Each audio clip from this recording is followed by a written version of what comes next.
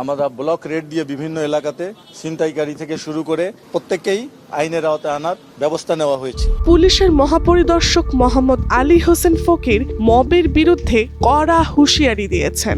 রাজধানীর আইন শৃঙ্খলা পরিস্থিতি ও ক্রমবর্ধমান মব কালচার দমনে কঠোর অবস্থানের কথা জানিয়েছেন তিনি। বৃহস্পতিবার রাজধানীর বিভিন্ন গুরুত্বপূর্ণ স্থানের নিরাপত্তা ব্যবস্থা পরিদর্শন শেষে সাংবাদিকদের তিনি বলেন, গণপিটুনির মতো আইন বহির্ভূত কর্মকাণ্ড কোনোভাবেই মেনে নেওয়া হবে না। মব কালচারে জড়িতদের চিহ্নিত করে আইনের আওতায় আনা হবে এবং প্রয়োজনীয় ব্যবস্থা নিতে পুলিশ পিছপা হবে না। আইজিপি বলেন, এই সমস্যার সমাধানে সমাজের সর্বস্তরের মানুষের সহযোগিতা প্রয়োজন। একটি গোষ্ঠী ইচ্ছাকৃতভাবে বিশৃঙ্খলা সৃষ্টি করে পরিস্থিতি ঘোলাটে করছে বলেও তিনি মন্তব্য করেন। তরুণ ও রাজনৈতিক নেতাকর্মীদের উদ্দেশ্যে তিনি বলেন, যে কোনো অভিযোগ আইনের কাঠামোর মধ্যেই সমাধান করতে হবে। নিজের হাতে আইন তুলে নেয়া দেশের স্থিতিশীলতার জন্য হুমকি। দেশের উন্নয়ন ও বৈদেশিক বিনিয়োগের স্বার্থে স্থিতিশীল আইন শৃঙ্খলার গুরুত্ব তুলে ধরে তিনি বলেন, নিরাপত্তা পরিবেশ নিশ্চিত করা সবার যৌথ দায়িত্ব।